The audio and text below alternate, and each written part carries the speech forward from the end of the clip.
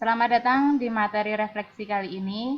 Kita akan membahas tentang refleksi atau pencerminan yang akan disampaikan oleh saya sendiri, Smul Farihah, SPDSI, dari SMP Negeri 5 Kepil.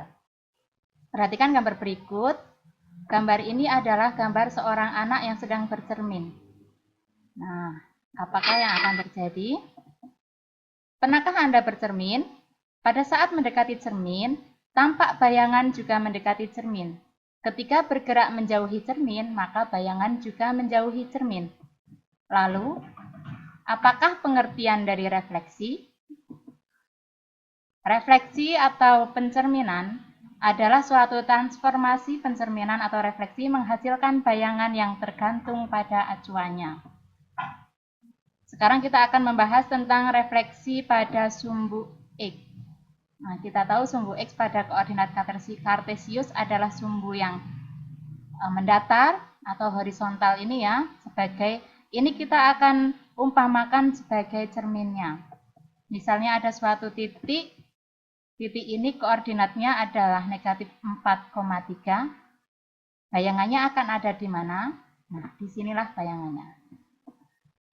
Maka ketika koordinat semula adalah negatif 4,3, maka koordinat bayangannya adalah negatif 4, negatif 3. Contoh yang kedua adalah dengan bangun datar. Misalnya yang gambar merah adalah bendanya dan yang gambar biru adalah bayangannya. Koordinat yang terjadi, koordinat semula misalnya titik ini, titik pertama adalah negatif 2,1, maka koordinat bayangannya negatif 2, negatif 1. Ini. Titik yang kedua 1,1, koordinat bayangannya adalah 1, negatif 1. Titik yang ketiga 1,3, koordinat bayangannya adalah 1, negatif 3. Titik yang keempat adalah negatif 2,3, maka titik bayangannya adalah negatif 2, negatif 3. Secara umum dapat kita simpulkan rumus refleksi terhadap sumbu X ketika ada suatu titik A dengan koordinat A, B, maka bayangan dari A adalah A, negatif B, maka yang berubah adalah di B-nya. Sekarang refleksi pada sumbu Y. Maka kita umpamakan sumbu Y sebagai cerminnya.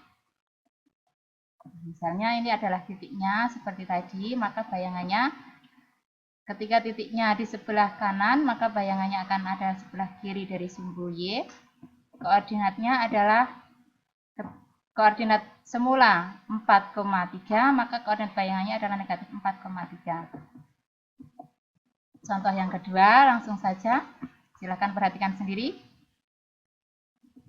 Maka rumus umum dari refleksi pada sumbu Y adalah ketika ada suatu titik A, B, maka bayangan dari A adalah negatif A, B, yang berubah adalah di letak A-nya.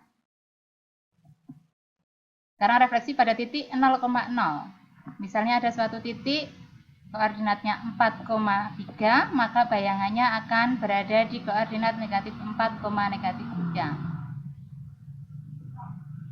Contoh yang kedua, untuk mempercepat, silahkan perhatikan sendiri.